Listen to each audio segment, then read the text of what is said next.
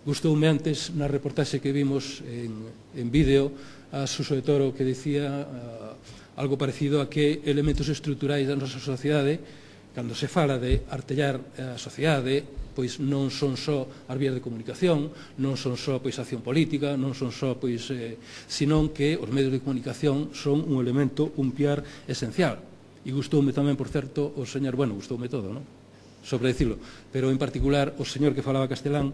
que me pareceu moi prudente incluílo, por certo, cando se refería a que ata que punto a información non é un gasto, como parece que se quere abandeirar hoxe en día, non? Dentro desta campaña de desvirtuación dos medios públicos, non é un gasto superfluo, non é un empeño no que se despilfarre millóns e millóns de maneira desaforada e sen sentido, sino que é un auténtico investimento, na medida en que pode serlo a educación, o ensino, na medida en que pode serlo sanidade ou outras partes que consideramos estruturais da sociedade. Entendemos neste sentido que un país moderno, un país contemporáneo, no sentido da súa vitalidade económica, no sentido da súa organización administrativa, social, etc., na xestión política, na competitividade económica, no comercio, debe contar cos medios de comunicación á altura. Bueno, empezamos a calificándolos por, ademais de propios, de públicos, e desenvolvimos epígrafes que logo comprobei que coincidían nunha porcentaxe moi alta cos que definen a plataforma. Entón, pois, bueno, vamos ir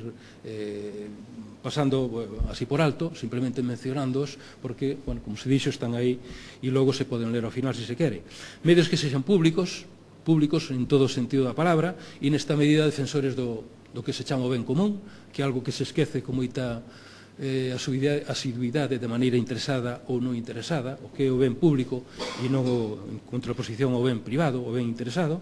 que se sean neutrais e independentes, tópicos todos do que é a comunicación, pero que non se deben esquecer nunca. Isto da independencia é unha cuestión delicada, como sabemos, no tema da información. Dice, e creo que con razón, que a neutralidade non existe, porque sempre que se di algo, dice desde un certo punto de vista, e pode ser un, pode ser outro, pero tamén está por detrás o que se pode chamar a práctica xornalística, igual que hai unha práctica médica adecuada e idónea, pois hai unha práctica xornalística que, desde algún punto de vista, non sei, filosófico, ético, trascendente, etc., nos di o que está ben e o que está mal, o que se debe defender e o que non se debe defender.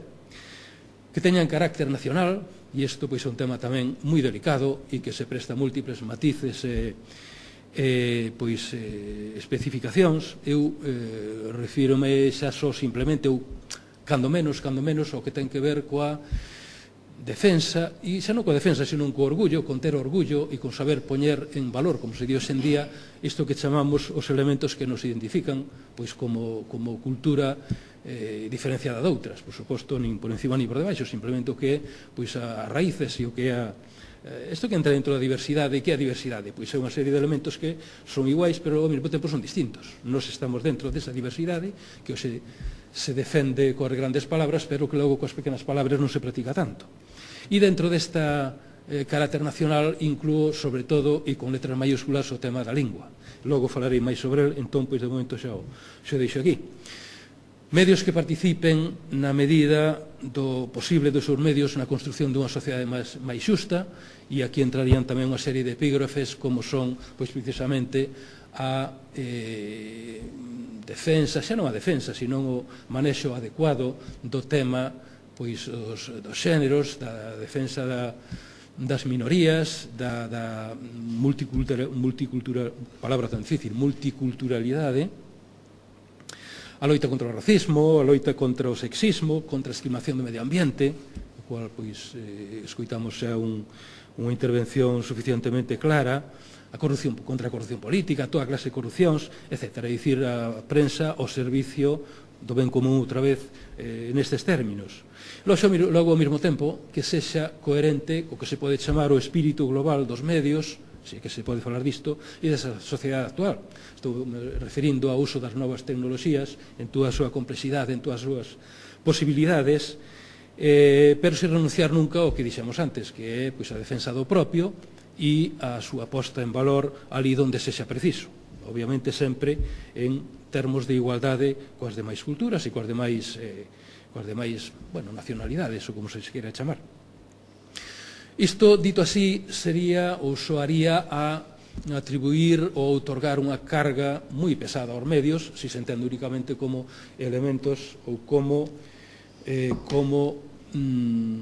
entidades que van a loitar pola defensa de unha serie de valores, pola defensa da identidade do país, pola defensa... Obviamente non se trata disto, trátase de que todos estes elementos estean como trasfondo da práctica xornalística, que estean como espírito, como, bueno, espírito é unha palabra que non lle cae moi ben, pero sí como plantexamento ético de partida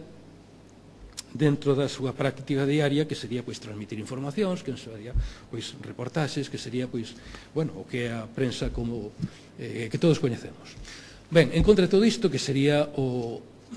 adecuado, sería o idóneo, e sería, como creo que moi ben dixo Antón ao principio, algo polo cual non debería haber que loitar xa, debería ser o punto de partida, deberíamos estar nese punto precisamente, e agora, se acaso estamos falando de algunha minucia, de algunha cousa moito máis moito menos esencial e moito máis específica. En contra de todo isto, atopámonos con que hoxe en día asistimos a unha campaña de momento intento, non tanto intento, xa que se están dando pasos moi serios e moi tremendos nese sentido, de levar os medios a onde antes se levaron outras empresas nacionais, empresas de todo tipo e institucións, que é o que chamamos esa palabra tan terrible que é a privatización. A privatización, ou a súa anulación, ou a súa conversión paulatina en algo que ao mellor non se chamaría empresas privadas, pero que no fondo, con estes xogos de maxias que se fan a veces coas palabras, sería a mesma cousa. Parece ser que a situación actual leva a iso, a famosa crise esta que nos endilgaron e coa cual pelexamos cada día, e a necesidade de abaratar custos, de sacar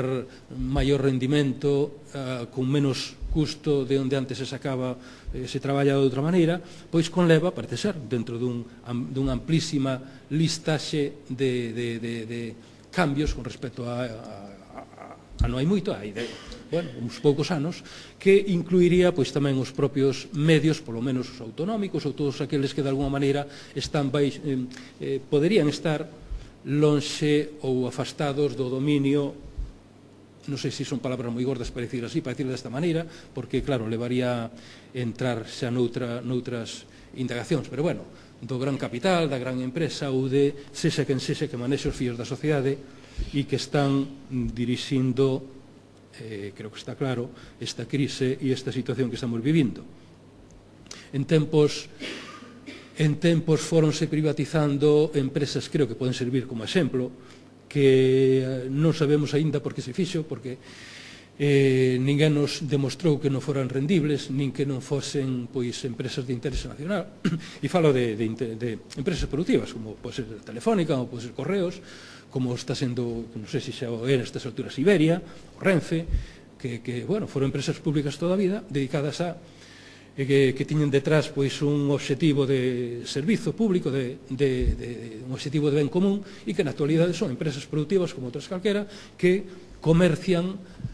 e que transitan no mercado de valores, igual que calquera outra empresa privada que non ten nada que ver coa sociedade no seu... Bueno, pois se está facendo o mismo con a sanidade, pouquiño a pouco, pasiño a paso,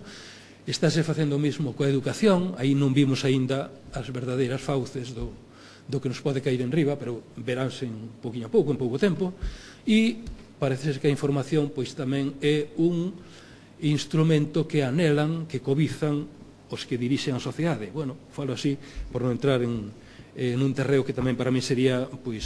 difícil de andar por él, pero que creo que todo o mundo podemos saber máis ou menos de que estamos falando. Parece ser que o público non cotiza no futuro, e que daquela habría que esperar, entrando xa nun terreo de ciencia ficción quizáis, volver a aquelas épocas pasadas daquelas sociedades escravistas onde había unha inmensa maioría da población que traballaba cuns salarios, a veces ni siquiera salarios mínimos suficientes para cubrir as súas necesidades, para favorecer a creación dun gran capital que manexaría a aristocracia do presente. Ben, dito isto, que son palabras bastante abstratas, pero que penso que podemos compartir, centrome entón un pouquiño, non demasiado tempo, non pode ser, 5 minutos, non? Sí, 5 minutos. Ben, culpa de Antón, que se estendeu. Perdón. No tema da lingua, porque, claro, pola miña actividade profesional lle dou unha importancia sobranceira, e repito, nas miñas clases, entón, pois, retomo un pouquiño que digo nelas, así xa moi por encima e abreviando, e é ata que punto, primeiro, na época en que o castelán realmente penetra na sociedade galega como lingua de uso común. Estou facendo algo de historia, o castelán nunca foi lingua de uso común ata o século XIX, finais do XVIII, o século XIX e sobre todo no século XX. Esta competencia que hai na actualidade de usos lingüísticos, de actitudes lingüísticas entre galegofalantes e castelanfalantes ou poboación bilingüe é algo recente. Nos chamados séculos escuros famosos non había para nada esta presenza do castelán en absoluto, pois dase na medida en que se vai desenvolvendo a sociedade industrial e, bueno, pois unha serie xa de apartados directos ou indirectos que teñen que ver con ela, unha serie de elementos que sí adotaron o uso do castelán pois como lingua vehicular, como foron no seu día a administración, como foron pois o ámbito da xustiza, o mundo da religión, incluso, que sona raro dicilo, como son pois o propio devir do comercio, do medre das cidades, o abandono do campo, as transformacións en definitiva que trouxeron consigo pois a industrialización do país, que trouxeron un uso lingüístico diferente ao que había na Galicia anterior a iso. Dentro disto, abreviando moitísimo, repito, dentro disto eu sinalo, cando digo personalizo, refiero nas miñas clases, como estudiamos nas aulas, dous elementos esenciais que tiveron que ver coa castelanización masiva da sociedade. Un deles é precisamente o medio escolar, a escola, que non entraría aquí, por lo tanto xa o salto, e outros son os medios de comunicación. Maior importancia daríamoslle á escola, a acción da escola, do ensino, na poboación, claro, o ensino foi absolutamente en castelán e ademais hostil contra o galego ata hai moi poucos anos, e pola escola pasaba todo o mundo, a población foi alfabetizando cada vez máis, por tanto afectaba cada vez a maior parte da población, e nas idades máis novas, cando ninguén é crítico, ninguén sabe por que ten que aprender aquilo tan extraño, por tanto foi unha maneira de castelanizar masivamente, e outros son os medios de comunicación, na medida en que, bueno, volvo ao que dixo ao principio, forman parte da nosa vida e estiveron sempre desde a súa existencia, pero hoxendía dunha maneira tremendamente clara nas nosas vidas e influen nas condutas das persoas, porque é o que nos rodea, é o que temos alrededor. De nada vale que nas aulas, por exemplo, nas aulas ou en entidades defensa da lingua ou desde os medios que se preocupan por isto, etc., fagamos campañas masivas sobre pois por que debemos empregar o galego, por que o uso do galego é algo esencial, con argumentos sólidos. Ollo que tamén aquí isto sería outra parte que xa non vou poder tratar, que a lingua, o uso da lingua debe entenderse non como unha ferramenta, o sea, non como un elemento de adorno na sociedade, algo que... Por que mantemos vivo o galego? Pois porque a nostalgia nos leva a terlle moito cariño, porque a lingua dos nosos avós, a lingua que nos identifica como non sei que, a lingua de Rosalía, porque é unha lingua bonita, doce e tan poética. Non, nada diso. Unhas linguas non se manteñen en absoluto por medios nin por argumentos sentimentais. As linguas mantéñense na medida en que sexan necesarias. As linguas son ferramentas de uso para a comunicación social. Entonces, se a sociedade percibe que a lingua galega non é necesaria porque hai outra lingua que sirve para todo, que se pode utilizar para todo. Eu que estou facendo aquí en galego podería estar facendo en castelán perfectamente. Vos entenderíadme, eu explicaríame exactamente igual, diría o mesmo máis ou menos, e qual é a diferenza? Bueno, pois non está clara qual sería. Entón, se a lingua esta que queremos defender pois non está claro que é necesaria, que o seu uso non é sustituíble por outra lingua, porque detrás hai elementos identitarios, hai toda unha conformación da unha visión do mundo que desenvolveu esa lingua e que é propia de nós, etc., pois non hai maneira, non se pode loitar contra iso. De maneira que o que recibe agora a nosa xuventude, que queiramos que non é o futuro da lingua, bueno, é o futuro de todo, pero tamén da lingua, é esa visión de que o galego, pois, bueno, está ben que aprendamos, é a nosa lingua do pasado, unha lingua fermosa, etc., etc., pero é unha lingua que, para que queremos? Realmente o castelán nos vale para todo, de maneira que non é absolutamente necesaria. Os medios, na medida en que usen a lingua ou usen outra, están colaborando nesta percepción